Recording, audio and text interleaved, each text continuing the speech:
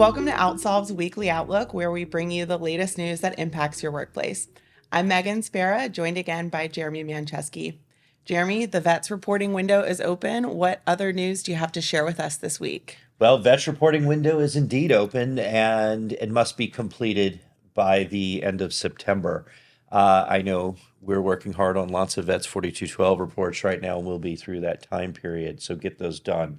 Still required, still very important.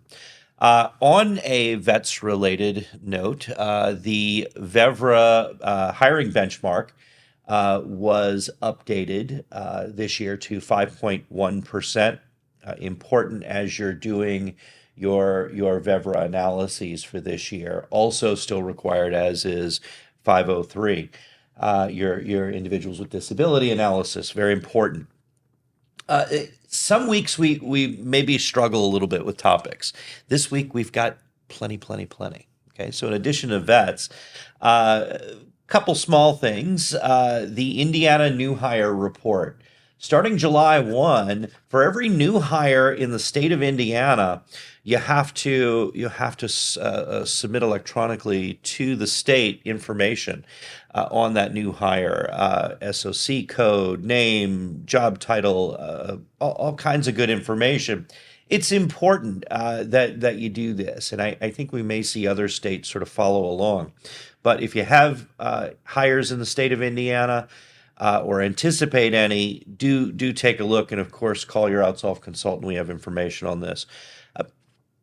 Big news for this week.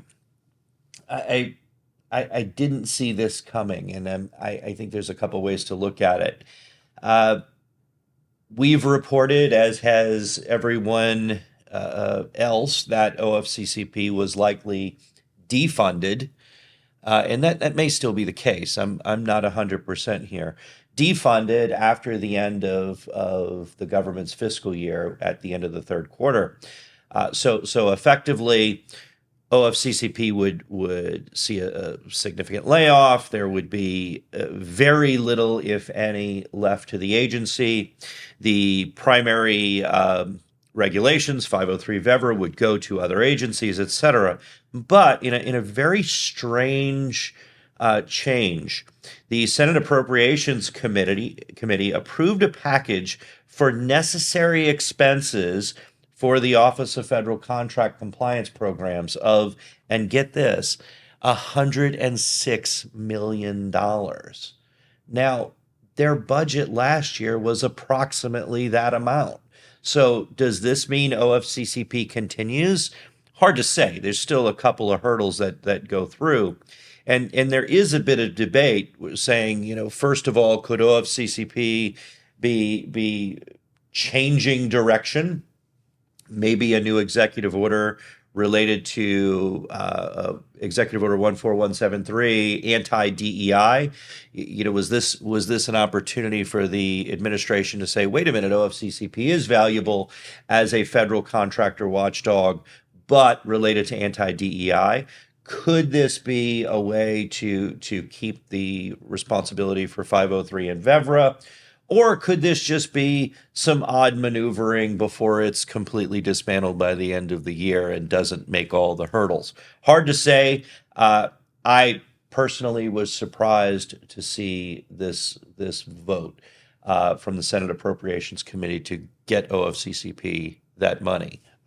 Thought it was a foregone conclusion, but who knows? Related. Pam Bondi's False Claims Act, the DOJ False Claims Act stuff does continue to proceed forward. That means that in tandem with this anti-DEI provisions, I think if you read the tea leaves a little bit, the government is still very careful and wanting to be sure that there is no illegal DEI going on. So you have the Department of Justice and now possibly OFCCP factoring in there. Very, very hard to understand. Last item for today continues to be I-9 compliance. We are talking to companies every day, our team, and Meghan, I know you are as well. It's shocking to see how many errors and inconsistencies companies have in their I-9 process. I implore you to take a look at your I-9 process, because that ICE raids continue. Companies are going to see fines and bigger issues. That's a great source of vulnerability for companies in their HR processes are related to I-9s. That's what I have this week. Thank you so much, Jeremy. And you can stay in touch with us by going to outsolve.com/events, where you will see an upcoming list of all of our webinars. Another great way to stay informed. On September 10th, you can join us for I-9 and VEVRAA compliance in the Trump era. On October 8th, Poster Compliance Made Easy, What HR Needs to Know. And on November 4th, Honoring Veterans Through Workplace Compliance and Best Practices. And as always, join us on our Slack community, HR Gumbo City, where you can stay in touch with other HR professionals and see what they have to say about all of these topics and more. Thank you so much for joining us this week, and we look forward to catching up with you again soon.